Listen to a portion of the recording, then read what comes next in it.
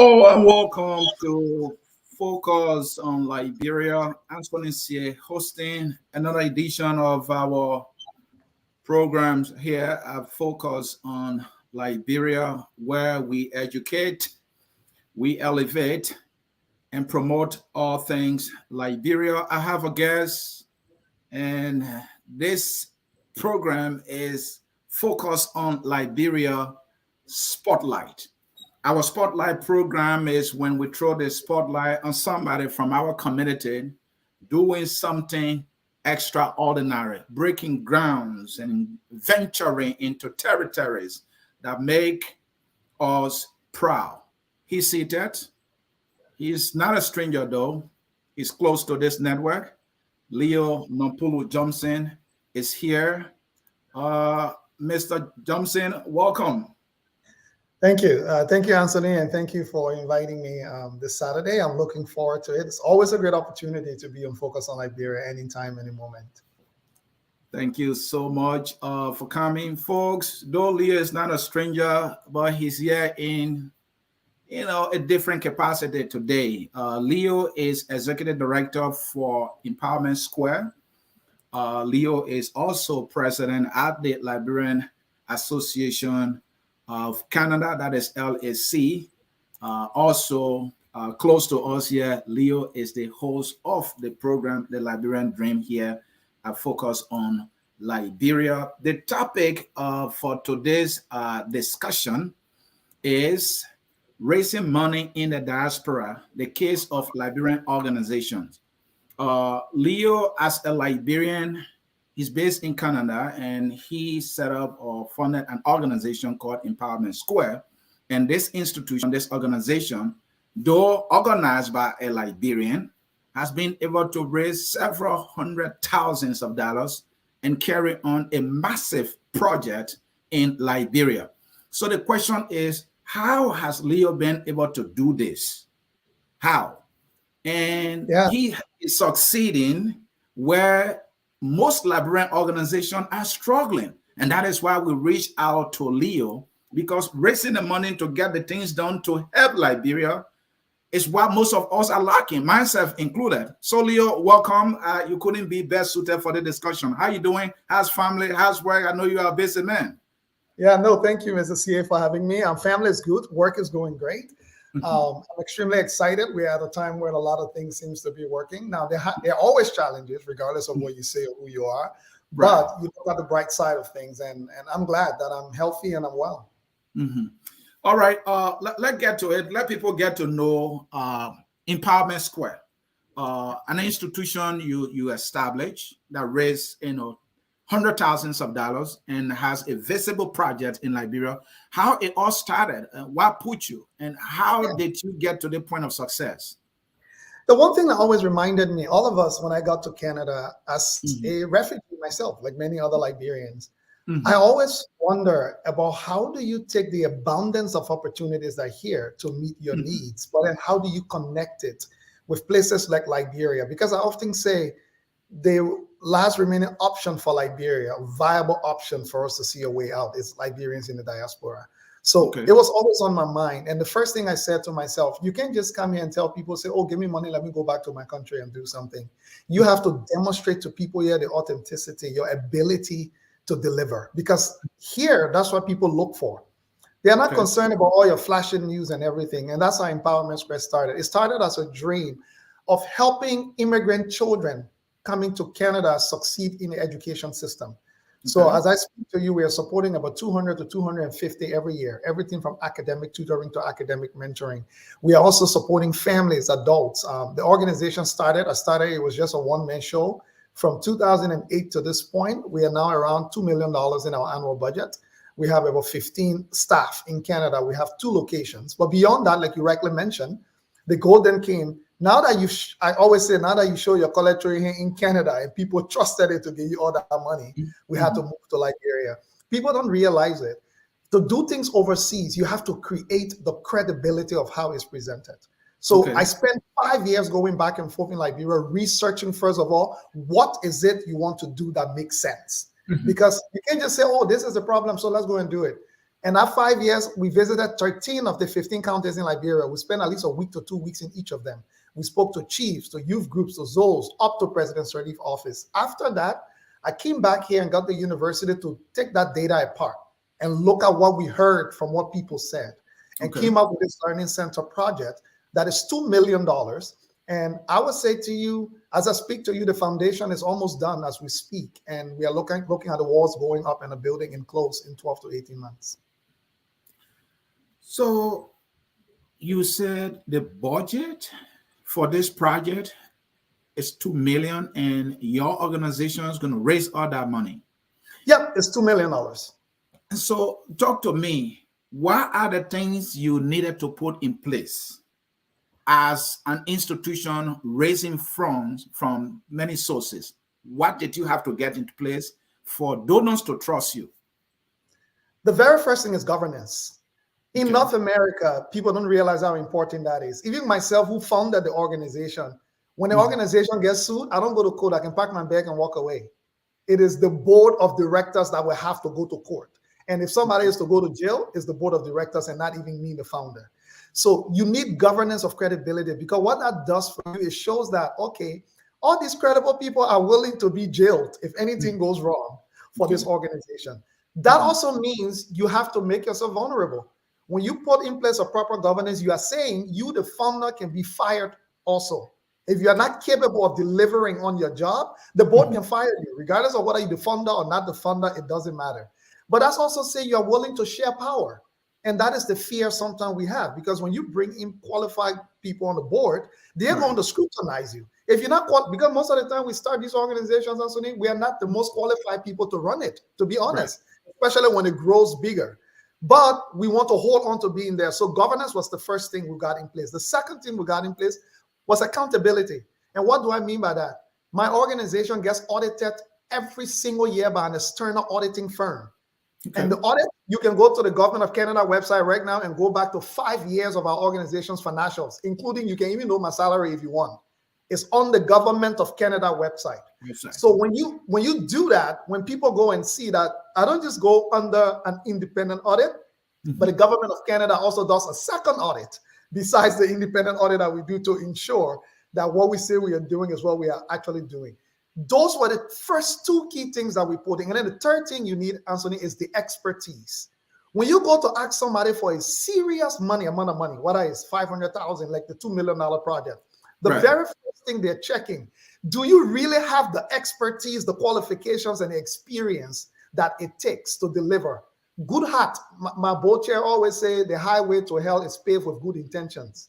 People don't give you big money based on good intentions. People give you big money based on strong governance, accountability and transparency, competence and qualification to deliver on what you are talking. It's like, say, Anthony, you're here right now.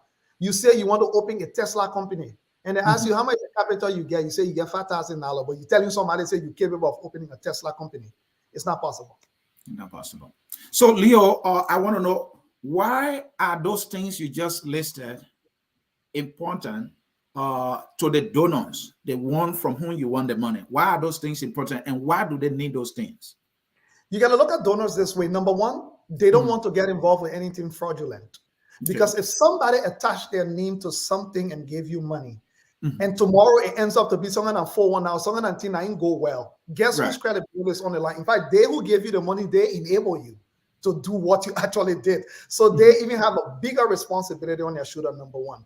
Number two, watch, donations are like investment. The same way when you go to the bank and give somebody your money and say the person say you will get 10% return on this money. You sign a legal contract with that person getting your money. They know that Anthony is expecting his 10% at the end of the day. You are giving that money because you want your 10% back on it, right? When donors give you money, they're giving you money as an investment into the things that they so care about. Let's say if somebody say, I care about education to the point where I'm willing to use my resources to help people who need education. But that person said, I don't have the technical know-how, how to actually do it. I need to find somebody who knows I got the money. The money is not the issue. I need somebody who have the know-how. So when they come and give you their money, they are investing to say, for example, I want 10,000 children to get access to college education. So I'm going to give you $3 million in 2 years to deliver on that for me. They give that to you. Their 10% on return is to come back to them and say, we got the number of children that you wanted to go to college. Or better still, we got even more children than we promised you to go to college based on that. And the last thing donors give money for, especially big donors, is also tax incentive. Okay. When you are credible in this country, we are a registered Canadian charity. So what we've done, we've gotten the IRS in the United States and the Canada Tax Revenue to agree that we are credible enough to issue tax receipts in both countries. So when somebody comes, somebody's supposed to pay the U.S. government, the IRS, let's say $500 million in taxes, some kind of wealthy person. The U.S. government says, if you give $300,000 of that money to charity, we'll waive the $200,000. So they come to organizations, credible organizations like us, and the U.S. government will say, here are credible charities that you can give that money to. They come to us and say, hey, we want to give you money to build a new building. We want you to put our name on it and celebrate us. So they get two things in one. They get their name on a big shining building. They celebrate, everybody praise them. And guess what? They waive $200,000 in taxes. Which is a big advertisement for them, right? And Dio, so this, from what I'm hearing from you, this is more like a win-win situation for the organization raising the money to do good in whatever sector. And also the donor that is giving the money, right? Absolutely. Yeah. So, but the donor has to decide who they give the money to. Are there rates associated with donor giving money to an institution? What are some risk factors they take into consideration? There are a lot of risk. The first risk factor is they want to see sound financial practices. There are two sides of the risk, from the donor side, but also from the organization side. So from the donor side, first of all, in fact, most of the time when I'm talking to donors who give $100,000 or more, they ask me for 5 years of audited financials. You know what they're looking for? They're looking for consistency year over year. They're not looking for 1 year you just did great, so that year you did great, and a year audited financial, you'll be running around with every year to show. They want to see, in their opinion, if you can consistently do great year over year in 5 years, that means you know what you're doing. You have sound financial policies. 2, they are looking for an external qualified opinion, like an audit. Because what that does for them is to say somebody else who's an expert came in, come through your books, and put their name of credibility on you to say you are correct. But the other side of the risk also is the organization receiving the money. If an organization that's trading in blood diamonds come to you, I will tell you, Empowerment Square rejected a $2 million donation, was that 5 years ago, from an organization because of the same reputational issue. We had to say no. If an organization comes to you, you said no to $2 million donation offer on the table because of the source it was coming from. Because of the source that it was coming from. We rejected that. What would have happened? Hold on, Leo. I mean, I need some media. What would have happened if you have taken this $2 million? Here is what would have happened. We would have been under obligation to put that organization logo on our website. We would have been under obligation to go out and announce that organization big time and celebrate them because they gave us $2 million. And that organization would have used our name to go ahead and say, we are great. You all who criticize us for the bad things we do can't see the good thing we can do. You're the people here that we actually gave it to. And some of the things they were involved with were not things our board felt was reflective and representative of the values the organization espoused, especially given some of the things they were doing was impacting the very populations that we say we were trying to support out of the impact of some of the things that one of the businesses were actually doing. What were you afraid of that will come back to bite you in the end? Number one, credibility. You can have your meat and eat it. You can go to people, Anthony, you say, we are an organization that support former child soldiers that have been victimized by warlords and about gun trading companies or so, right? So we support them to try and rescue their life. Then at the same time, you say, but we collecting our biggest donor is the biggest rebel leader in the Congo that is conscripting child soldiers to go fight for them at the same time.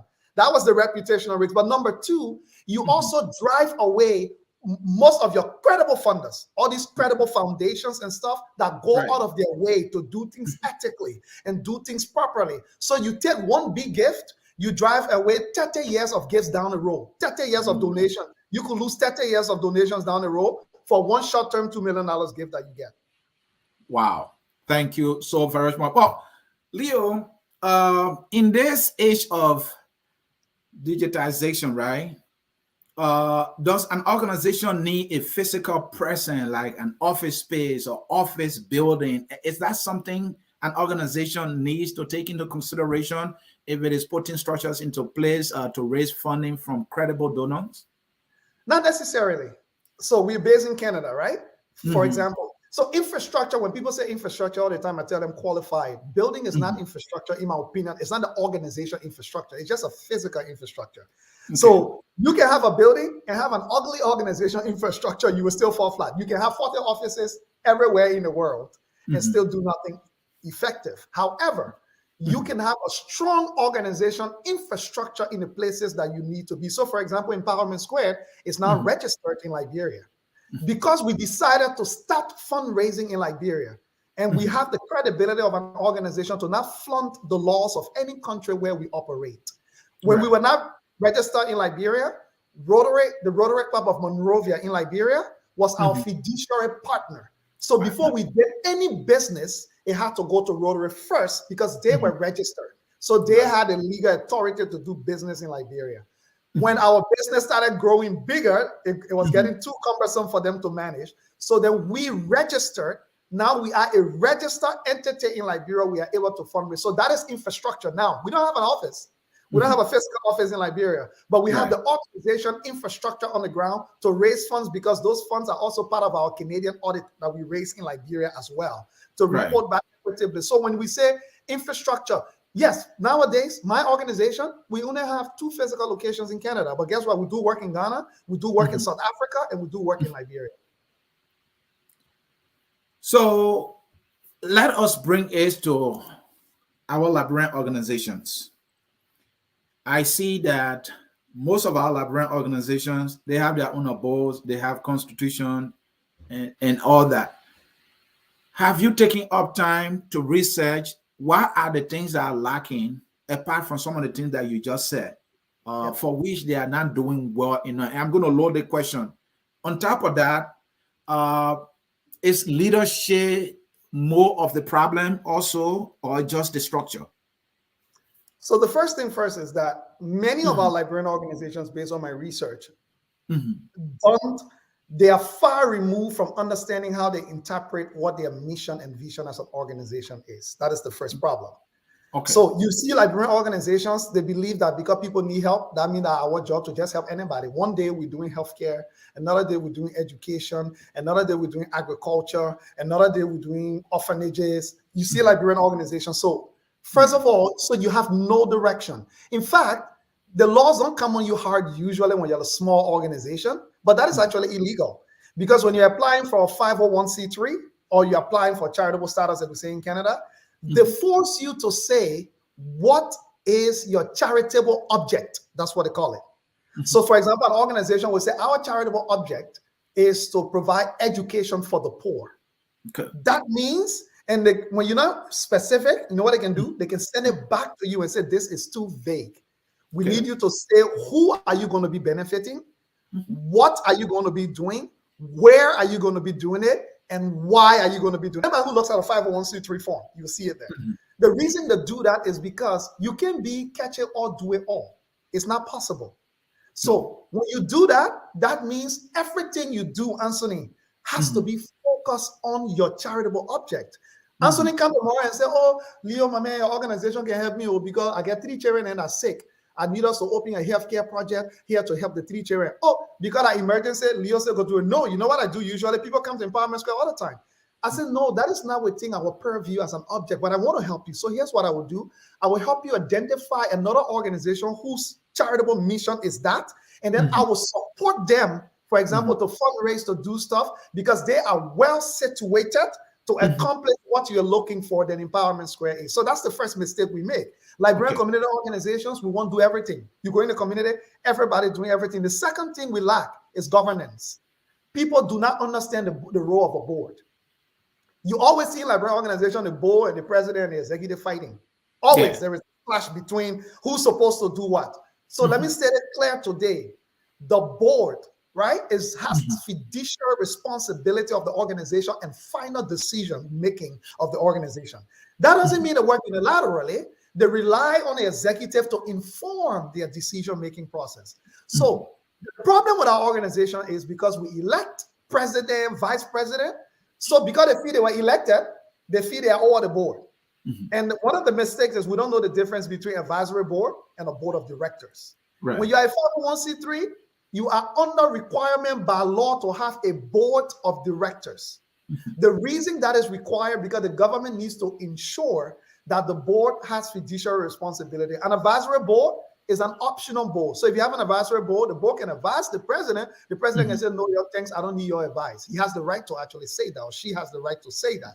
But a board of directors has authority. So those are some of the governance pieces, and then we can come down to competence, leadership, and some of the other gaps. But if you don't have proper governance or qualified governance, you can't have the other pieces, because when you have qualified governance, they will be telling you, say, we need to see your qualification.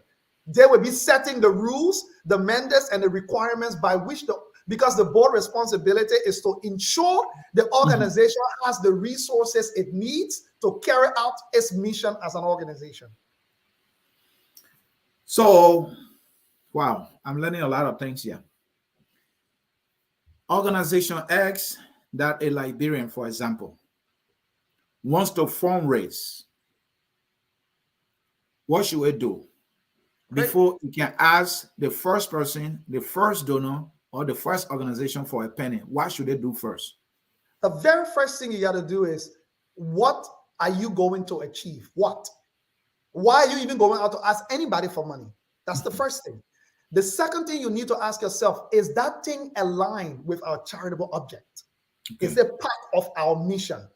That is the second thing you need to do. The third thing you need to do is, do we have the capacity and the ability to fundraise? And what that capacity means, do we have even the people with the expertise and qualification? You know, people think fundraising is to just go out there and say, I'm doing a great job, everybody can give me money. No, fundraising is a science. It's not random. There's a reason why you wake up every morning, setting organization. Yeah, the person wrote a $500 million check. The person wrote a $1 million check. Or setting organization, yeah, every day they got a grant from the federal government, $2 million. They got a grant for $500. They're not magic. It's a science that is to it. So you need to understand, first of all, do you have the capacity? And many Liberian organizations who say they're raising funds, they never hit their goal. Almost 9 out of 10. They set this abstract amount because there is a science to calculating why you set. Let me give you an example. Empowerment Square is doing a fundraiser in Liberia on April 30th, this month, coming up, in Monrovia, the Ministerial Complex. We set a goal to raise $50,000 US dollars. That's the goal we set. You know how we actually break it down? No. We need 100 people to give us $500 or more. That's 50,000. Or either way, we actually break the number. So as I speak to you, we've raised 65% of the money already. Before the day. Or before even we sold a ticket, not even before the day, before even the first ticket gets sold. We've already raised 65% of our 50,000 budget. So I can assure you before the day will be close to 75% or 80%, which means we will exceed the goal or meet the goal. But there is a science as to how we got there. It's not magic. So before you even fundraise, do you have the capacity? Do you have the expertise? Or if you don't have the capacity and expertise, do you have the resources to hire the capacity and the expertise that get you to that goal? Is it aligned with your organization mission? Is it in line with it? And what is it? And then the last thing would be, what are your measurement indicators? What does success mean? Because many people think success means raising the money. Oh, the people raised plenty of money. Oh, yeah, the people were successful. No. What you've done, you've just now loaded the thing on the car to drive it to the destination. Your measurement indicator is, what are you raising money for, right? You say you're raising money to build 10 classroom school. Right? Your measurement indicator should be, that you build a 10 classroom school by the specifications. That's why you need to provide the details of what would be in the school, what would it be. Anthony, if you build even 9 classroom school, you failed. Now, I didn't say you do well. You did well, but you failed because the money you charged the people that you said you were raising was what you said it cost to build the school. If you did not build the school, then donors are concerned because first of all, they're worried that you're just guessing. It looks like you don't know what you're doing because you came to them and told them, say, it cost me $10,000 to build a 10 classroom school. I've done the math. I've talked to the architects. I've talked to the engineers. And here is it. They gave you the 10,000 and you come out there, cement price went up. So we could only build a classroom. You failed. So in other words, before you can start raising money, you got to get a budget, the cost.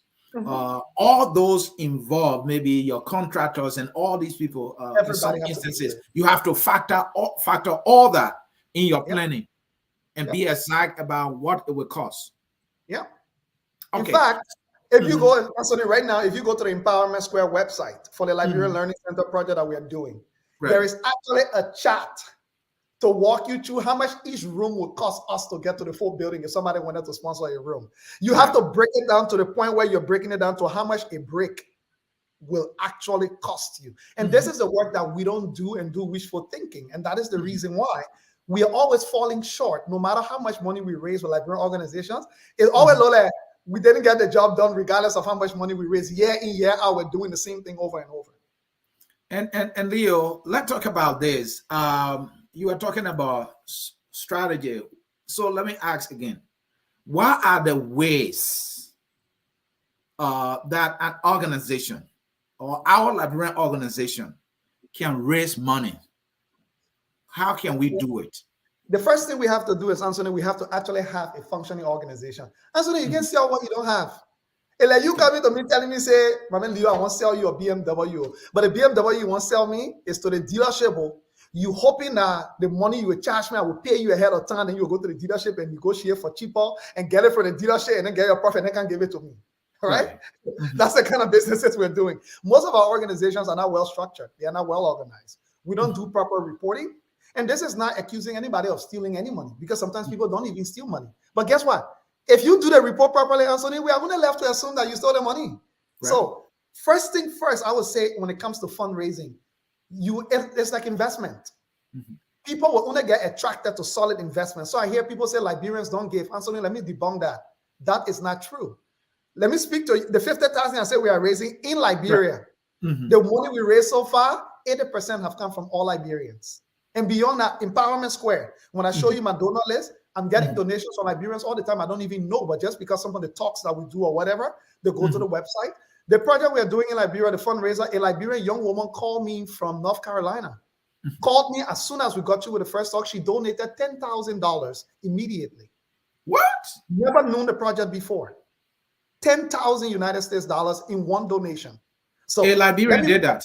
A Liberian young, I will get her the chance. She doesn't want to come up yet. I'm convincing her to come and talk about. So hopefully I will get her on focus on Liberia to be the first place to come. Please do that. Please do that. In the very first place. So, but what I'm saying to you, you can only sell what you've got. If you don't have a solid organization with all the when I go to fundraise to people, the first strategy I use, you need to understand, what are you selling to who? So we study it. If I know Anthony's here, I would meet with Anthony and say, Anthony, what are some of the things that you are very passionate about or whatever? Anthony says, I'm passionate about education, blah, blah, blah, blah, blah. You know what I do?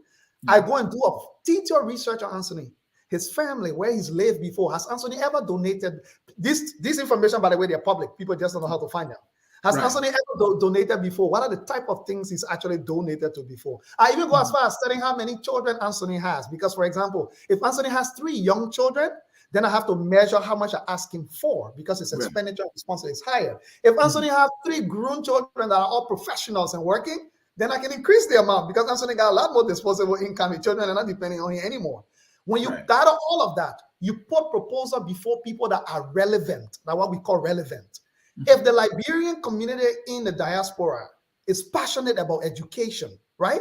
And as you do your scan and you notice that something is catching, now you need to put together a product that is so attractive, appealing, but also accessible. What accessible means is affordable. Now, I know the Liberian diaspora is not a very wealthy diaspora. Our wealthy people are in smaller numbers than our average everyday people. So I put together a proposal that allows somebody to donate from $250,000 straight to $1,000. And guess what we do? We space it over 12 months. So when Anthony comes and say, Leo, I can do $5,000. I say, Anthony, we can do it in 12 months. You don't have to worry about one check. We break it down into 12 equal amounts. We set Anthony up, by the way. And once you do that, then we have to steward the donors. So the first strategy I would say you need to understand is to build a product that is so transparent, that is so accountable, that is so attractive, but that actually solves a long-term problem in a sustainable way. Now, the quick thing we can do, Anthony, we raise more money today. We go to Liberia, we give 50 bag of red to 10 children. I don't say that is not needed. In the stages of relief, when things are hard, that is needed. we need to stop doing that. When you want people to give you, because people who give big money are looking for transformation. They're not looking for quick impact. If someone is going to give you $1 million, they're not looking for you to give 50 bag of rest to the group of 77. No, they are looking for you to do something where we continue to produce rest for the next 25 years. That's why they're making such a massive investment. So, Leo, are there donors? These donors, I'm sure they have their priorities. And we hear this big word called sustainability. How is that important to the ones seeking the money to attract the one from whom they need the money? It is extremely important because, first of all, and that's the biggest problem we have in Liberia today. All the NGO projects are happy for Ellen Johnson, Selita from the Wartown to now. I gave you 5 years. They are in rooms. And then people can say, Liberian can take care of the team. By the time the people leave, they find in again, it will just fall apart. No, they're not Liberians. There was no sustainability mechanism put in place in the first place. And why that is important is on the credibility of the institution. If I go to Liberia today, I say I'm building school. My organization building school, right? A lot of people donate. Guess what? They donate. I build a school to cut the ribbon. They come. They celebrate. Their job is done. They take their pictures. They accomplish what they did. Now my credibility is online for for those that are benefiting from that project. Because you know what I've done? I've raised their hopes that, wow, they got an amazing brand new school. Guess what happened? 4 years later, when I come to them, they do not then stop giving us money also. We'll close the 5 classroom of the school. Or the school start leaking. We can do nothing because the donor, they're not giving money. You know what you've done? You've made the situation of that community worse. Because resilience works when you are in your struggle and you know you got nobody and you're fighting to deal with it. But when somebody can tell you, say your struggles are over, here is the relief. And then you get into a different mindset as a result. And then they come back and take you to worse than you were before they met you. That kills you. That's what kills people. So the organization reputation is damaged because you know that what people will say, and you'll see that school, the Empowerment Square School, they can't fire the better school. Look at the building and no roof, the zinc leaking, the Empowerment Square. They will not say that the men are donated $500. That is key, Leo, because in Liberia, most of the projects we are left with the samples, right? And the other part is that if you are able to sustain a project, for example, right, because the goal should be something sustainable that will continue to make impact. And so when you are able to sustain a project, for example, your library, the Liberian Learning Center that you're building, right? If that is to run for X amount of years, and you come back to the same donor and say, hey, for the past 5 years, we've been able to sustain it. Here are the number of persons who learn from it. We want to put another one in, say, the Southeast. In fact, how good and how strong will your case be compared to Anthony C, who said, my man, I finished being in school, I turn it over, I'm done. I don't know my hands off. In fact, let me argue that 5 years too long. In fact, we do that annually. That's what we do every year. So here's what we do.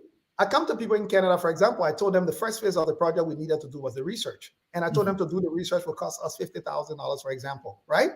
People say, okay, we trust you. You look like you understand what you're doing because you're not rushing. People will say, who will get you money to go do research or whatever? No, donors are sophisticated. Trust me. You think people who give big money, they're sophisticated. They know more than you actually think. So you go and do your research, right? You complete the research. A year later, I come back to them. I said, we want to thank you for your donation. We were successfully able to complete the research. Here are the findings and outcomes of the research. Here are the people who help us. Now, the second phase is the foundation. Do you think you'll be willing to support us? You know what happened? That person already feels invested. And if the indicators are right, they are like, you know what? I can't let this thing fail because I've invested in it already. They give us money. They say, okay, you said the foundation is just go and do it. I come back the next year as I'm speaking to you now. I'm talking to my donors now and showing them the pictures of the foundation being tested, of the walls, everything, structures in place. So what you're saying, Anthony, is key. People will only continue to invest in place while the 10% you promised them is coming back. And people want to continue to invest in place and they know your bank is here for a long time. Your bank will not go bankrupt in 3 years. Why would they put their money there if they know you will go bankrupt in 3 years? And finally, the key piece on that thing is that people are also interested to know that they are not the only person you are relying on. And this is where the key comes in. That's why I'll tell people, charity don't work. Charity does not work. It's not possible. Charity is instant gratification. Anthony was hungry. I gave him one bowl of rice. Anthony will worship me, but just for that moment, because guess what? He will get hungry again. What works is social entrepreneurship when it comes to sustainability. So Empowerment Square, we run it like a business. By the way, let me make one disclaimer. Just because you're a charity doesn't mean you can make profit because you're a non-for-profit. The government allows you to make profit. Non-for-profits can make profit. What is profit? Profit is revenue over your expenditure, excess revenue over your expenditure. So if my budget by the year is $2 million, right, at Empowerment Square, we show that we must raise an excess of $50,000 every year. That $50,000 in excess goes into what we call our emerging needs funds. We don't touch it.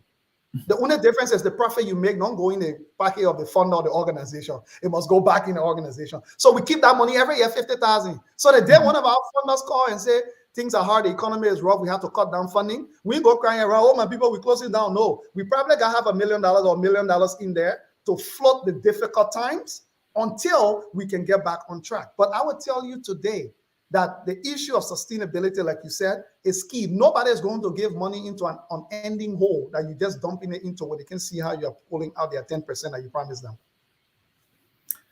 My guest is Leo Nupolu Johnson, founder and executive director of Empowerment Square, an organization that is raising $2 million to build state-of-the-art learning center in Liberia, the first of its kind in our country. This brother is raising $2 million. He might even raise more. And there's a project that is designed, is visible. Everybody can see it. And not in Zobush. So the donor say, my man, we'll give you the money because we see what you're doing. You've done the research. You provided us with the data. The program you're watching is focused on Liberia Spotlight, a program we use to throw the spotlight on one of our own doing something extraordinary. We will take a short break. When we come back, we're in the diaspora. There's so much goodwill. We want to see the goodwill here. Plenty of money here, my people. Yeah. Where can we find the money? When we come back, we'll talk about that. Stay tuned.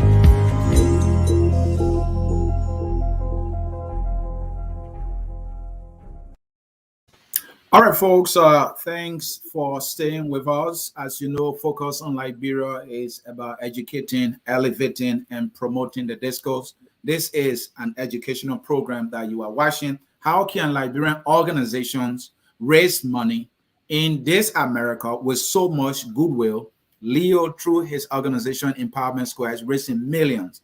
Why are we struggling?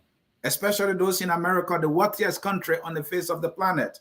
The question is, what is the goodwill out there here in America and the entire West that we can tap into and we are not doing? Leo, before you put context around it, we did our little research and we want to give our people a sense of the goodwill that's out there.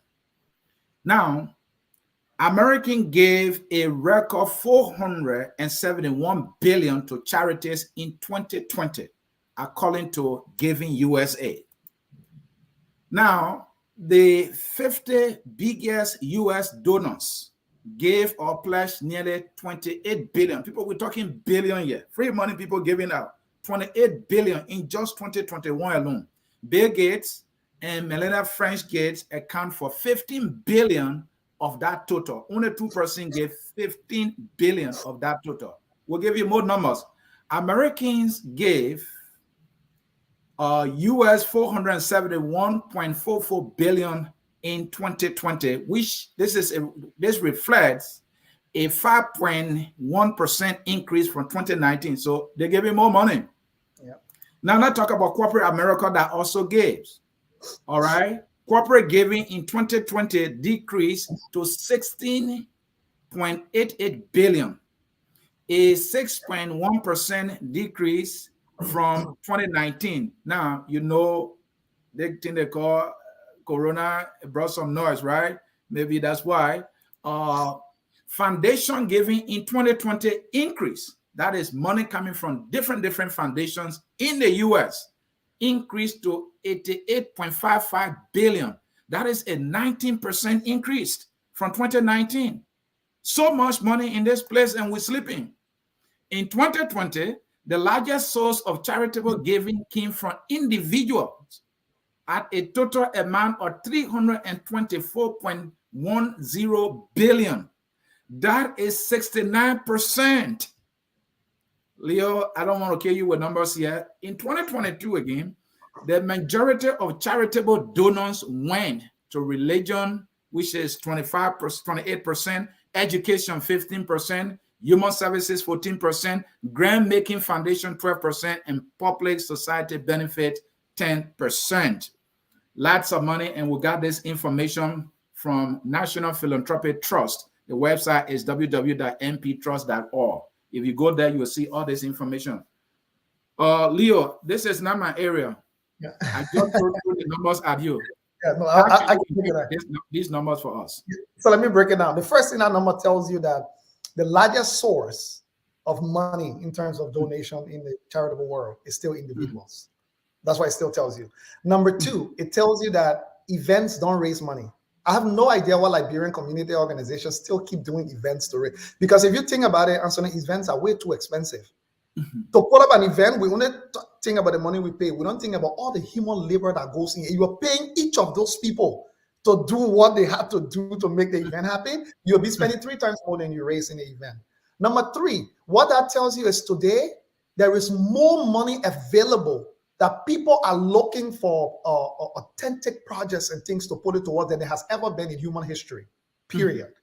There's been no time that you saw this kind of money available for the taking. Number three, most of those foundations and people you're hearing from, you know what happened? Most of the money get left sitting there because no proper projects came forth. Let me give you a story to actually demonstrate that. I received $150,000 donation from one individual. You know where it came from? There is this couple, this man, who used to work in Liberia before the war. He was a CFO for a company called XChem in Charlesville in Liberia. They used to produce ballistics for the mining operations in all over Africa. He left Liberia during the war, has been looking for a viable, transformational, authentic, transparent project to make a significant donation to for the last 25 years of his life. Has never found one. All the things that he's seeing doesn't reach the standard he's looking for. So he's giving close to $2 million to Ghana just to compensate. Since he could not find anything in Liberia, he decided saying Ghana close enough. He's giving over $2 million to Ghana in the last 2 years. I had the opportunity to speak to an audience, and the newsletter went to him that I was speaking at the audience. So he decided to attend because he got the info that this guy called Leo from Liberia is going to be talking about work he's doing in Liberia. I didn't know this guy. I went there, I spoke, and he asked me a lot of questions. And after he walked up to me, he said, "It is my first time seeing something presented about Liberia that is so robust, well-researched, well laid out, but takes into account the bigger picture." He said, "I will write you a check right now for $10,000. I said, "Thank you." I was excited. Guess what I did with the $10,000? I stewarded it. When we left, 2 weeks later, I emailed him and outlined to him the next steps of the project and how his $10,000 was going to be used. 9 months later, I called him. I said, "We want to do an invitation. I want you to come to our head offices to just come and take a tour of the site and see how our operation is set up to give you a good idea of the organization." He accepted the offer. He came to the office after the tour in a meeting. He said, "Leo, I would top up the 10 grand by another 140K.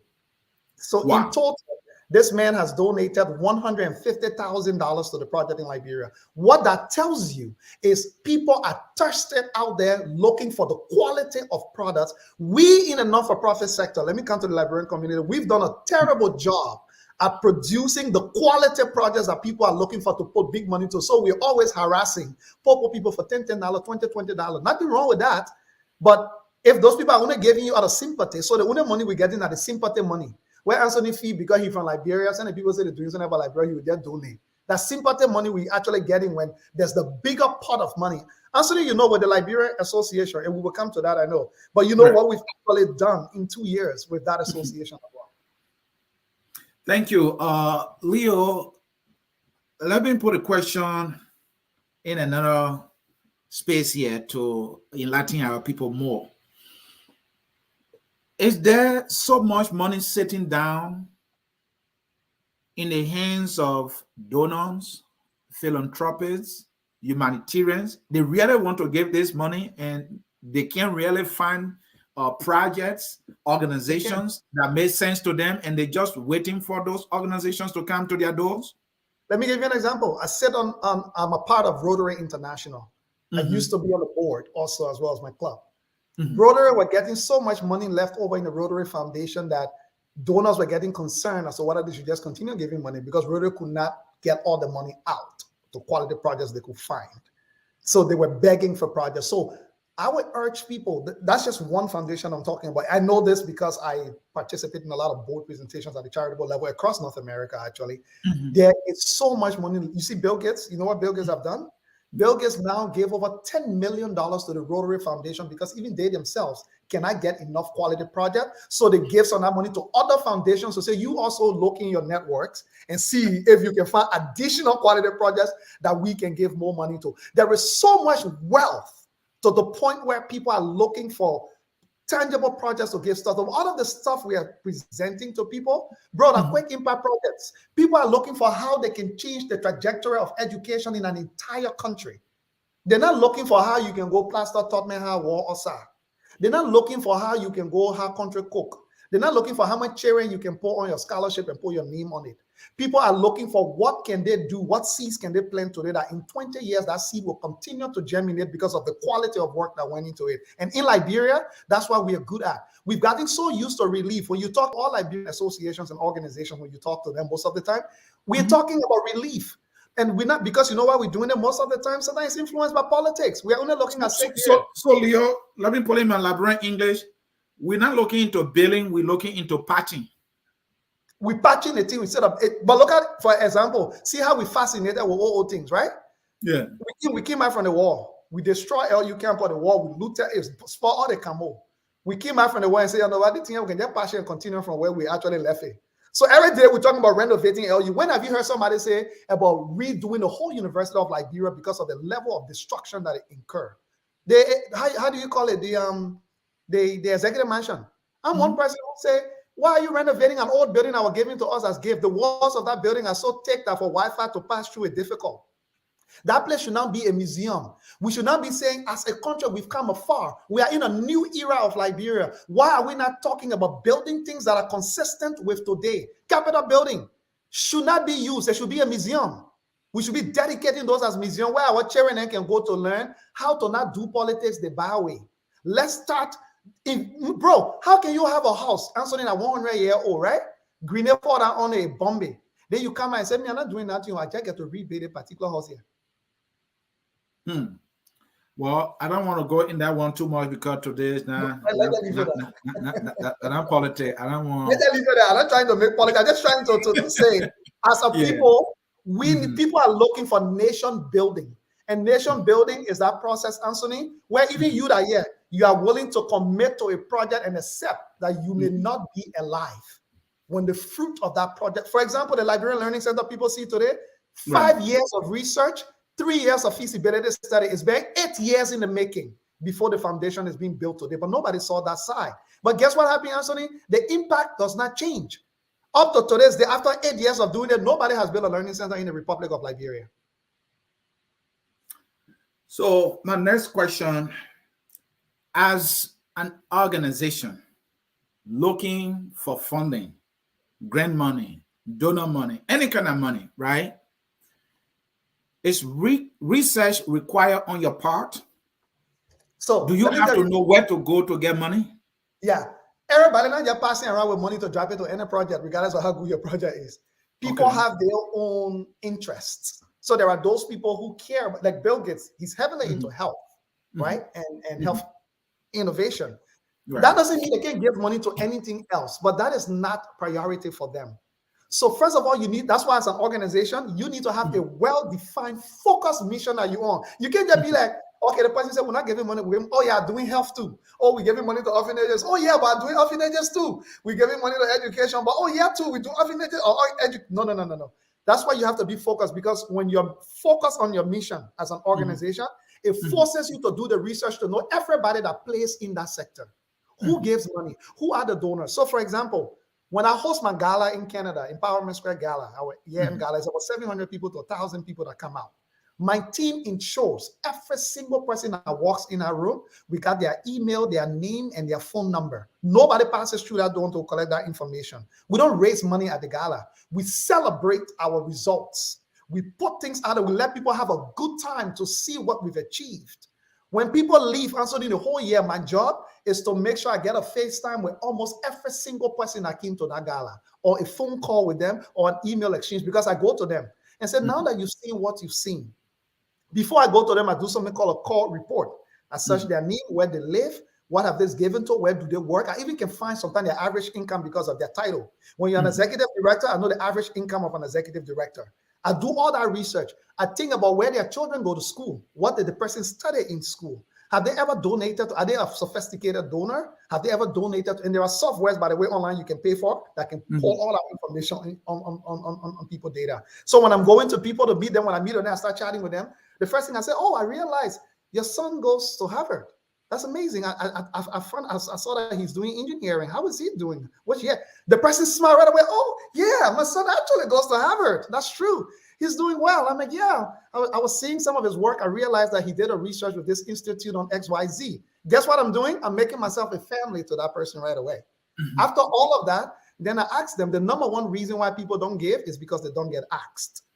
Because when we explain all the beautiful idea to people at the events, we assume that they'll get and put their hand in their pocket because we say we're doing good work. No, I ask them directly. If there's somebody I want to get, let's say, $2 million from, I don't ask them and say, well, you donate $2 million. I ask them.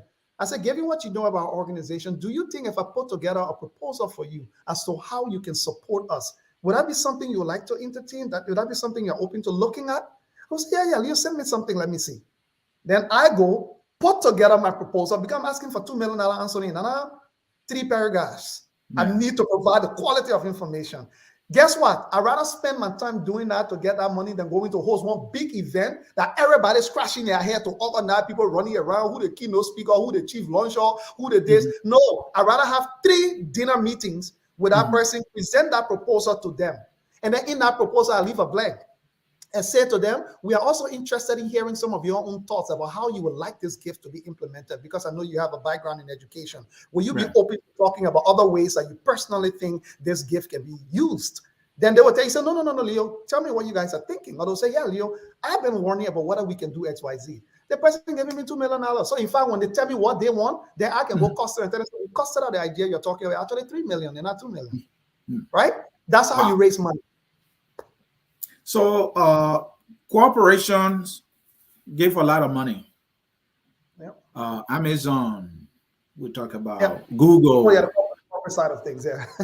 So you in the field, they do set money aside, and do they have projects or areas they really want to make an impact?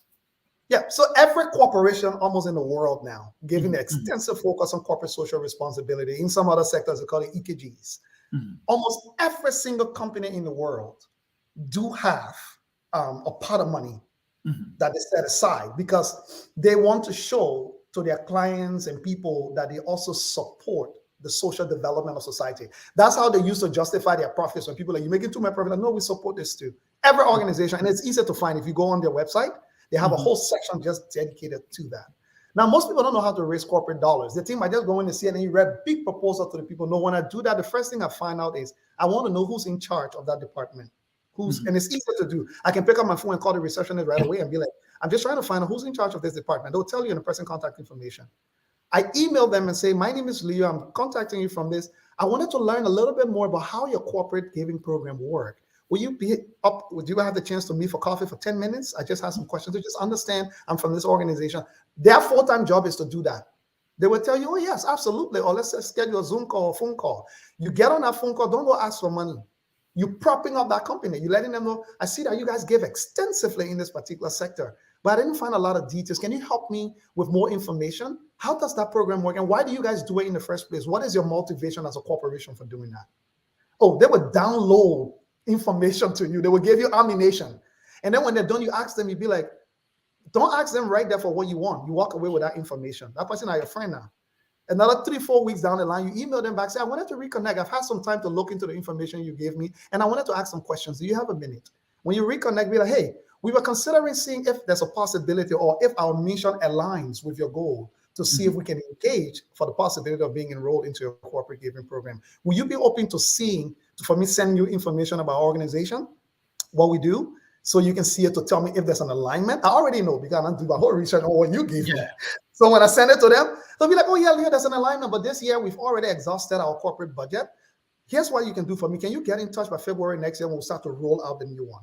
Or they would be like, Leo, there's a great fit here. Maybe submit an application. Let's review it and see if it makes sense. That's how you endear yourself to corporations, because when your application go, they're not random application anymore. The person look at it, be like, I know this Leo guy, I met him. He's a very impressive young man. Or he's blah, blah, blah, blah, blah, all that thing they say. Leo, I sometimes read certain organizations are like on a permanent listing for a particular donor or a donating institution or a corporate institution. Yeah. How does that happen? Can a Liberian organization become a permanent recipient of donor money? So Empowerment Square, our largest pool of donors, we call them recurring donors. In fact, some of them had just set it on their accounts automatically. They just go endlessly. The money comes out every month. The way when I push my account through, my letting can go to my account. And we can tap in your account regularly every 2 weeks. We got a lot of our recurring donors who have just said, for example, $2,500 every month. It's automatic. It's set up. It just comes out. We don't even need to talk to them. All we do is periodically, we send them reports. Also, we got foundations. So Empowerment Square, for example, we don't take any money now less than 5 years commitment from any foundation or whatever. We force the narrative to say it takes you 1 year to figure the stuff out. It takes you year number 2 to know what the heck you are doing. It takes you year number 3 to really start pulling the results. So any funding engagement we're going in, we want at least 5 years commitment. So your owner color throwing hand. You said my color throwing hand is good. So let's commit to this thing for 5 years. Or as my man, it's too strong. Wow, you ain't gonna use that kind of power on cutting one layer rope. I won't cut a big tree. And when you're making commitment on something to really pull out results, for example, if you say we want to reduce the high school dropout rates by 5%. Yeah, that's not. They 1 year funding for get you 1 year, then when a year come in and you scrambling again to see if you can reapply to get some. No, I'm telling you, commit to me for 5 solid years to help me reduce the high school dropout rates in this community by 5%. And I'm telling you, commit $10 million in 5 years. And the organization will be encouraged to do so because that is their interest and they want to make the impact, and that impact can be made in 5 years. Exactly. Period. They want to reduce high school dropout rates. I'm coming to them and say, I know how. I've done this stuff before. Here's what it takes to do it. You invest, and I will make it. I don't even usually apply for grants when the grant call count. Everybody apply for a grant because when everybody can be running to go apply. Right. I usually engage long before. When you see that stuff come out, trust me, I've been there. I've had 4, 5, 6 different meetings before even a caller came for grant, because organizations pay more attention to you when you're not competing for attention. When the grant caller come up, everybody calling there at that time asking for meetings. When no grant announcement is made, nobody calling them. That when I'm only my one there. That my 179 talking to you. Even the University of Liberia, Anthony, you know my background. I used to work for the university here as a fundraiser. My department was responsible for raising $22 million a year. My department alone.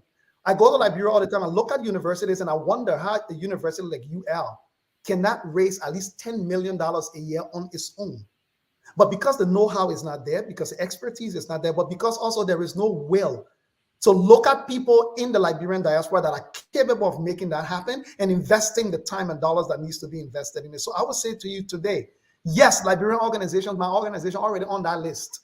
We have multiple foundations, including the government of Canada. In fact, the government of Canada is one of our largest contributor, and all of our grants with them are multi-year grants. But at least for you, you are registered, right? So you can get some money. But you have to be registered. That requirement. I know. So let's break it down. You will say, let's dive deeper, right? So fundraiser event is coming. Let me use Bone County Association. Oh, we're going to Minnesota. Yeah. The food being prepared. Everybody flying from one state to the other, getting hotel, getting rental car. Yeah. How can we do it better? Because we come into one place, we want to rely on meeting deals. Then they put us all up in They paying for And I spend hotels, so they much buy money. plane ticket. They spend so much to make the trip until sometimes they spend $1,000 to make the trip, and then they end up getting $50. How can we change that, Leo, based on your expertise? You don't bring people to events. Events are too expensive, both for the attendees and for the organizers. That's why you don't bring people to events. That's why your money must be in the bank. When people still get money left over after they made your commitment to come to the event, and hallelujah to them. I'll give you an example. The first fundraiser I ever did, I called it 100 for 100. I said we needed 100 people to give $100 the whole year, one-time donation. That's $10,000, right? But here is the psychology and the science of fundraising. 100 person gave $100, 10,000. But guess what? Nobody stopped me from getting 1,000 people to get 100,000. But in people's minds, the number makes sense. It's cliche, 100 for 100. So my first 100 for 100 campaign was targeted to raise 10,000. We raised 50,000 because we got 500 people. But the campaign was still called 100 for 100. So when we came to the event, I was telling them, we just coming to jolly. Oh, you get extra money, you won't give beautiful. But we just coming to celebrate the success. So you pay for your own jolly, and I'm going to own you. So I'm not worried, even if you come in with $0 in your pocket, guess what? You already contributed your $100. And on average, we receive $500 contribution on average from each person, simply because people will give $100 today, and 3 months later, they're excited to give another $100. They don't realize it. By the time the year comes to an end, they're giving 500. So the way we can change that is to stop doing fundraisers at events, right? Don't target events. That doesn't mean people can give at events. That's not what I'm saying. But that cannot be the strategy to get to the goal. You want to be about 85 to 90% of your goal before the day of the event. And the way you do that is you give people a proposition for what they can contribute, and you give them a clear definition of what that contribution will, what do they hold you accountable for to accomplish, rather than waiting for them to come to the event, pay for their hotel, pay for their ticket, pay for their plane ticket. Then you come in a place again, you see the MC then standing up. We're not close until we get another 10 people to commit this. That's the reason why to Liberian event, everybody can only pledge. Nobody can count the money and give it to you cash. Then when they finish again, think about the work you got to do, chasing down every individual to try and collect that pledge. That's another wahala. So you also run the Liberian organization in Canada. Yeah. And most of our organizations rely on dues payment, dues that most of us don't pay anyway. Is that the same story at the Liberian organization in Canada? No, the story is different because due payment, how much we can do? Even everybody pay the due payment, our due payment is another 25. How much you will raise? Even everybody will fully committed to paying their dues, which in some cases some people do. But that due payment, okay, you raise 5% of the budget you need. So what we've done in Canada, yes, we do have due payments. So because we're a national organization, the responsibility for every member chapter is $700 a year. Okay. $500 is their annual convention fee, and $200 is their actual membership fee. So the total fees come up to $700 annually for every member chapter in Canada.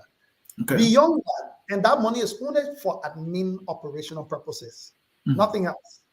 What we do is we go out there and find the money we fundraise. So I took over in 2019. Between 2019 and 2021, we raised just a little bit over $300,000 for the organization's mission to accomplish the projects we got to do, the events we got to do. Our admin operations is only reliant on the $700 every member pay per year. But to execute our mission, you can rely on dues. Our community is not a wealthy community, Anthony. We got plenty of people that write $1 million checks to us. So you can rely on that. So because of that, in 2 years, we're able to raise over $300,000. And our projects, for example, we supported over 300 Liberian families who crossed from the US, were caught in limbo when COVID hit, no paper, couldn't work, no work permit. We supported them for up to 6 months with direct financial contributions up to $250 every month. There in Canada? Right in Canada here. The Liberian organization meeting the needs of the Liberian community there. Right in Canada, we supported over 300 families, our brothers and sisters, many of whom had crossed over when COVID hit. So their papers could not be processed. They had no papers, they had no work permit, and everybody was on lockdown. We were offering them up to $250 monthly to enable them to just keep the basics until we got to a place for their paperwork to be resumed. Over that, we raised close to $40,000 in Liberia. We supported 10 orphanages. The group of 77, we made, I think, the second highest donation all through COVID to the group of 77 in Liberia, which is the group that is the largest group dealing with disability issues in Liberia. You raised over or about 300,000 United States dollars value, right? Canadian dollars, which should be about Canadian dollars. 280,000 United States dollars. United States dollars. Yeah. That is profound. This is not to put politics in it. This is about education. EULA that been around, the highest they ever raised is a pledge of 100,000 from the Liberian government. Yep. That is profound. And EULA has been around for over 35 years, and it has not been able to raise 100,000. 48 years. 48 years. Yeah. Yeah. So I would just say this to you for education. I think EULA is well placed to raise money like no Liberian organization ever has. But again, the problem is, I think EULA itself as an organization needs to define itself more particularly. Sometimes I'm a bit confused. And, as an organization, I don't think they're well branded, number one. It's not clear what EULA's goal is beyond the mission statement. Like, what does that translate into on the ground, whether in the US or wherever else that they work? And don't get me wrong, EULA is a strong Liberian organization. It's been around for a long time. But what it hasn't succeeded in doing, in my opinion, is to develop the product that is needed to attract the type of investments possible, because it is well positioned to actually do that, number one. Number two, I think EULA itself needs to deal with, I was asking someone, a good friend of mine the last time when I was working, because I work closely with EULA, by the way.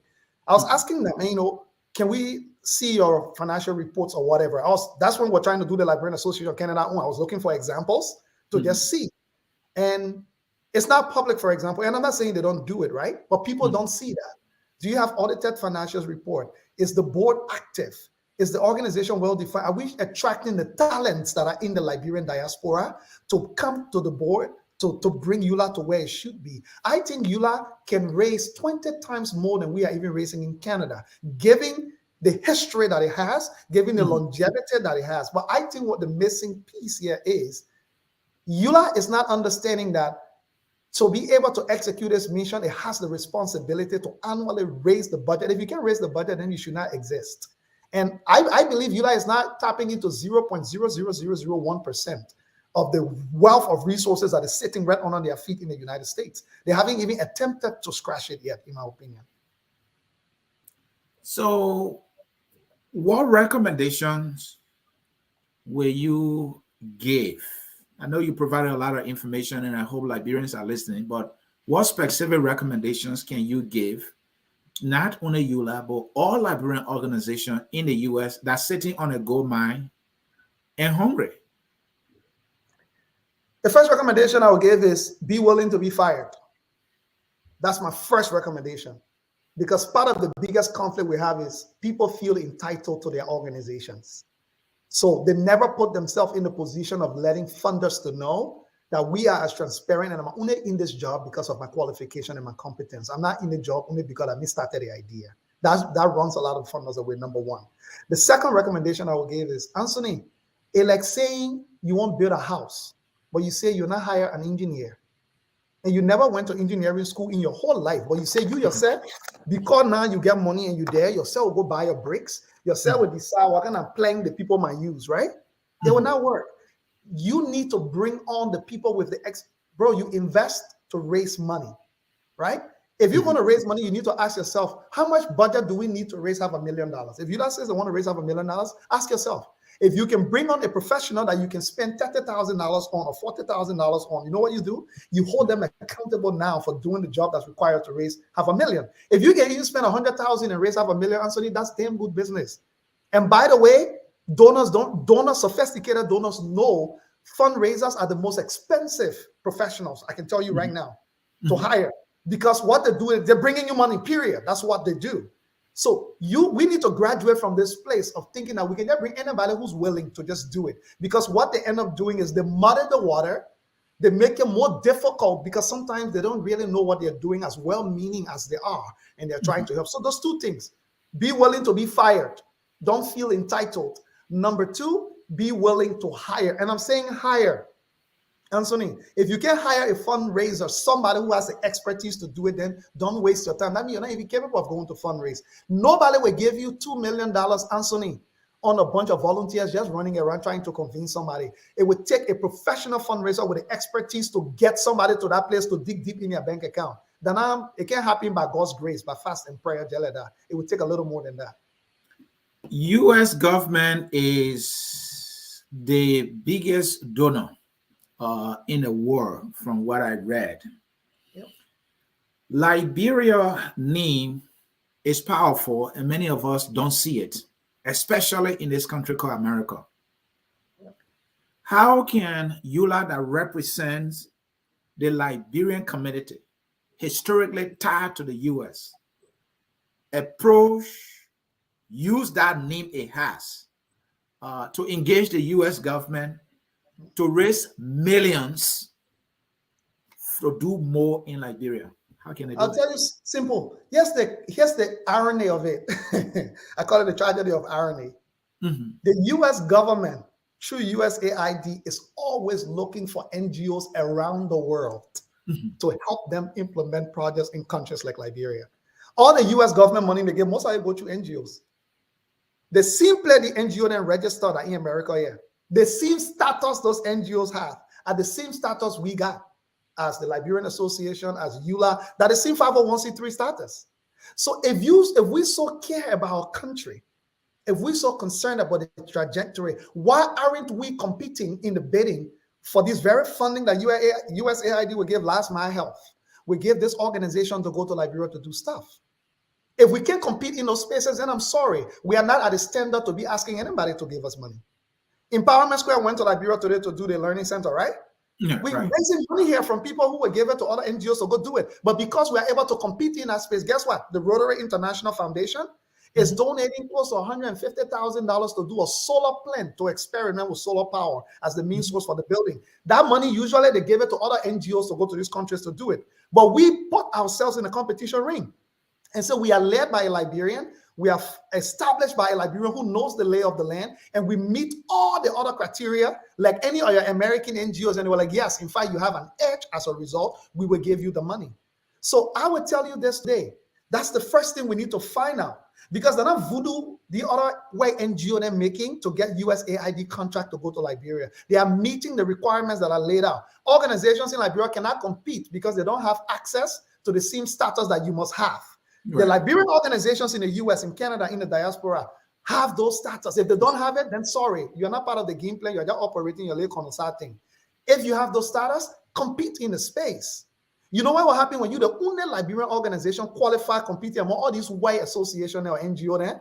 The people look at you, you're competent, you meet everything, you have an edge because you're from the soil, you know the lay of the land and the culture better than anybody else. But we're not even in those spaces. We're not present. I'm telling you because I've been there. And I've seen that we don't exist in those spaces. Instead, we are begging for the sympathy dollars. I call that sympathy dollars. I feel like I'm from Liberia. So I'm like, you know what? They got trying. Let me just gain something small. No requirement on it. I'll just contribute so that people can know I care about my country. That sympathy dollars will not cut it for us. Sympathy dollars will help because in emergencies and stuff, it is the sympathy dollars will come to. But to do nation building, 20, 30 to 40 years commitment, we're going to have to compete in the spaces where the real money is actually speaking. Let us bring viewers' comments, and then we will take a leave. I think I'm learning a lot here. This one from Martin Wiama Brown. Anthony, with all the opportunity UDA has in America to raise funding, why are they so desperate to receive budgetary allotment from the Liberian government? How can an organization be so heartless with all the constraints our people are faced with back home? Let us hear from Howard, Leo. Hi, Leo and Anthony. I'm watching you guys from Minnesota. I live in Minnesota. Yeah, thanks for watching. Mr. Brown, again, is Eula telling us that they lack the innovation to raise money for the organization that makes them so desperate to accept funding from the Liberian government. Let's hear from Savage Dwight. I hope I didn't get it wrong there. EULA is a corrupt and warmongering organization in America. They only support warlords the best, and the records are dead. Brother, they are coming after you. That we don't want to go political today, my people. Willie Hine right here, bro. Leo, what do you say? EULA that has received money and been promised budgetary allocation by a struggling government in Liberia. Everybody putting their money on Eula now, always putting up lies to steal from others. Others raise money to support Liberians without any projection. Let's hear from Koto, right? Yes, there's a lot of money available, but Eula is happy to be placed in the Liberian budget to help the poor Liberian people, I believe there. Let's hear from Fala Taylor. My brother Leo, keep on the good work. You are one of Liberia's future leader. Lots of comments. Let me look for more here. Let's hear from Teddy Lion Nyakun. Nation building should be the foremost objective of misery in any nation, not evil. Um, Most of the comments on Eula today is not politics. You guys know I'm the politics guy, but not today, my people. Samuel Galemon, Liberians really don't like people like Leo. Very concerned about integrity. Let's hear from Margaret A. Mapu Dawson. Sundays, I just marvel at the brilliance of these young Liberian men, and I shake my head in disgust. There's a complete empty barrel, knucklehead, complete nothing running our country, and acting like he is. Oh, she's going political. Today is not politics. So I said maybe we shouldn't go there. Yeah, Leo. Most of the comments are leaning into politics. Today is for education, but a quick response to those ones that we read, please. Yeah, no, quickly. I'll just tell everybody, Liberians as well, it's not okay to just be critical, because we've come to a place as Liberians and all we do is to be critical. And people want to talk about Eula, I know, in the recent issue or whatever that is. But what I say is, the conversation we should be having about that, it's not about whether it is right or wrong for Eula to accept money from the Liberian government. It should be about whether you want to accept money from a source that will cause so much controversy for you. Because it's not about right or wrong. I gave you an example in our case, right? Sometimes not like it's right or wrong. It's just like, as an organization, does it serve you? Do you get more or get less? Is the cost and the risks associated greater than the benefit of it? And in the long term, if this is going to split your organization, divide it, cause so much chaos and confusion, then maybe you just need to reassess and say, I wish I can take that gift, but giving what it will cost us in the end, it may just not be worth it. It doesn't mean we still can't work with that partner, right? In different ways. We can still say to that partner, we'll work with you in different ways, but this particular way seems to be causing a lot of bad. And you can argue whether the reasons are valid or not. That's not the argument. But remember, you are running a public organization that needs public support and public sentiment in the right direction for you to do your job. Because guess what? This is one gift. The people who you're supposed to come to help you and support you in the long run are upset, are angry for whatever reason that is. Truth be told, you should listen as well. So I don't think we should be arguing with, oh, you like this. It should be more about, people, is this gift going to cost more in the end than not? And, it's not about right or wrong. It's about saying, is there a better way we can work with the Liberian government to still achieve some of the very goals we're trying to achieve with this gift, but this medium doesn't seem to be the most amicable medium. And I would say to all of us, let's stop criticizing and come on board, because a lot of Liberians sit on the side, experts with good ideas, and we plug all the holes in what's supposed to be there. And then when there's a call out for people to come up and help, and then we say, no, I'm not saying come and help for free. If you have to provide a skill and an expertise on something that costs money, come up. Tell the organization, here's how I'm able to benefit you, but this cannot come at free. Here is the type of cost that will be associated with. Engage and see where things go and what can be worked out. And sometimes what I do with organizations, not Liberian or non-Liberian organizations all the time, I help them raise the money to pay me. When I go in to do the job, I make an arrangement with them that I will help you so that it's a win-win situation. If we don't succeed, then myself did not succeed too. Myself don't get paid, right? If we succeed, then you are able to account the value for my labor. And that is not corruption, because the donors actually allot payment for people who do the work to make sure their money is stewarded properly. Thank you so very much, folks. Leo Johnson is the executive director of Empowerment Squared. The organization website is empowermentsquared.org. He founded it in Canada is raising $2 million, building the Liberian Learning Center, state of the art, first of its kind in Liberia. You have to go to the website and see for yourself. Besides the Learning Center, he's involved into a whole lot of projects, and he's been successful in raising money. And we have so many Liberian organizations or organizations funded by Liberians that can also do as much as Leo is doing. And we brought him in for him to provide the education, how he did it, why he's succeeding, so that we can all tap into. There's so much money that we are sitting on here, so much goodwill.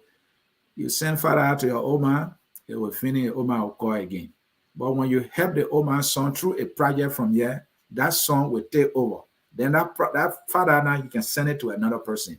That will be a much better way we can help. And the Liberian organization with 501c status. The reason you got a 501c status is for you to raise money.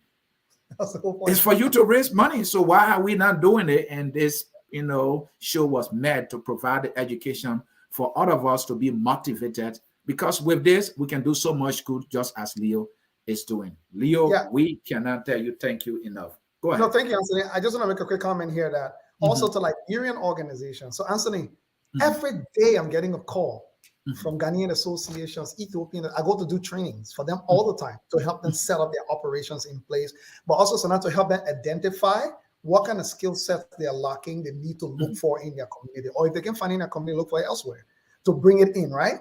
I've never gotten a call. Maybe I've gotten a call maybe from one Liberian organization in my lifetime. So we've been sitting on these organizations and them for solid 10, 20, 30 years with no improvement. We've just been doing the same thing sitting there. We've never gotten to the place of saying we need to grow. And to grow, we need knowledge, we need expertise. We need to look out there for people that will come and help provide training, help elevate the way we operate, help us plug some holes, identify some gaps. If you're just doing the same thing, bro, every 2-3 years, you can have election, another group can they lead the same thing, the same way, they finish the same chapter, then pay their money, they hold another fundraiser every year, you'll do the same thing. You're not going anywhere. And I would say this to everybody, my people, Liberia has a perfect opportunity for the mobilization of millions of dollars. That's how I say it. Liberia, not like Nigeria. Well, when you make anything, you don't need to sell it only to Nigeria, you make enough money because they're plenty, they're in their millions. Liberia is a laboratory. Most funders are looking for a place that is a bit small, but not too small, sizable enough for them to test out new innovations so that when it works, as I speak to you, the learning center, what we're building, we finish here. I'm now in South Africa. I've gotten a call from groups in South Africa that will fly me over to go help them think through how you can mobilize a project like that using a community input. In Ghana, I go to Ghana now to help advise. So let's use Liberia as the laboratory. We can compete with Ghana and Nigeria because of the populations and economy. But where they can compete with us, we are a perfect laboratory with so many things still at a very elementary level. So we have an opportunity for people who are thinking through new innovations, but scared to go to Ghana because it's too expensive if it fails. They're scared to go to Nigeria because it'll be too expensive if it doesn't work. But they'll be brave to come to Liberia because there's an opening for them to test this innovation. And if it doesn't work, their cost may be more minimized. If it works, they might just be in a great opportunity now to export it to bigger economies that they can make a lot of money. Wow. Well, folks, Leo, before you do your conclusion here, let me remind folks, Americans gave a record $471 billion to charity in 2020 alone. If we Liberian organizations can pull our eyes together, get the training, bring the experts on board to help us put the structures that Leo talked about, the strategies how to raise funds, the sources to raise the funds from, the steps to raising the funds. If we Liberian organization combine can just snap 1 billion every year and put it in Liberia, that would be the most good we can do for our people, in addition to the 100 ball we're sending to our old man there. So folks, the education is here. Somebody from our community has the expertise. People in South Africa calling him, advising people in Ghana, you heard him. We can negotiate with him and get a better deal because he wants the community to succeed.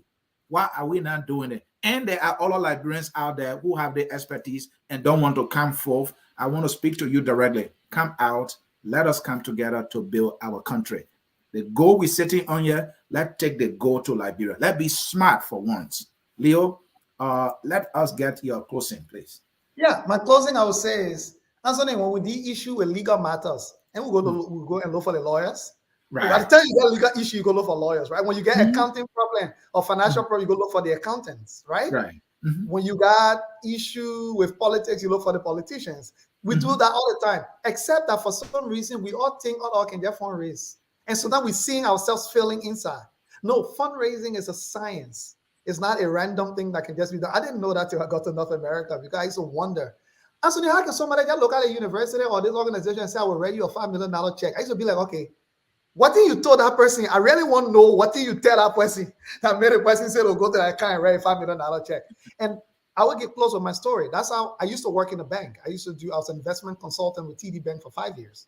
I quit my job at the bank and got a job. They call it development and advancement in Canada. It's fundraising at the university, because I said, I need to understand that what thing that people are doing, because these type of courses are not offered in our universities in Africa. We don't even know about it there, right? I said, I need to know what thing the God can do to convince these people. And I had the opportunity to be mentored by one of the top 5 fundraisers in Canada. He mentored me. I walked through it for 2 years, and then I quit my job at the university to focus on building Empowerment Square, to test out all the so-called skills I say I learned. Let me see that through the thing here can work. Today we are here. So I will encourage you. There are professionals out there. Some may not even be Liberians in some community. There are non-Liberians fundraising professionals that you can bring in. If you don't have a Liberian person that knows how to do it in your community, bring them in. The long-term benefit, the last statement I will make, the Liberian government budget, Anthony, at 500 million baht. Let tussle and tussle. How much all can grab from A? That one good hospital, $500 million is the cost of one properly built hospital. I'm not interested in going to a foundation that I get 500 million. I want to talk to a foundation and I get 10 billion sitting down in endowments willing to give it out. Why the Liberian government fighting for 500 million? I want to be coming with my own additional. Let's leave that one with them to figure out with a small road and thing that they get to do. Let's not try to share that MIPA. No way to share it. You share it evenly on 5 million Liberian, at $100 per Liberian the whole year. Your food money, your healthcare money, your road money, everything in $100 the whole year. So I would just encourage Liberians, let's stop getting used to only spending money. Let's start learning how to raise it. That's our problem in Liberia. Everybody only knows how to spend money. People don't focus on raising more of it. When we can shift our focus to mobilizing more resources rather than fighting over the scarce resources, I think we'll be in a better place. Thank you for having me, sir. Leo, you couldn't have come at a much better time when the issue of money is bringing some noise in our community. So this couldn't have been a much perfect moment to have a teaching moment. Thank you, and thank you for coming. Thank you, Anthony. So, folks, usually the song says, we are all Liberians. Leo said it all. That song is going to close us immediately. Thanks for watching. Until we catch you again, my name is Anthony saying bye-bye. We are Liberians.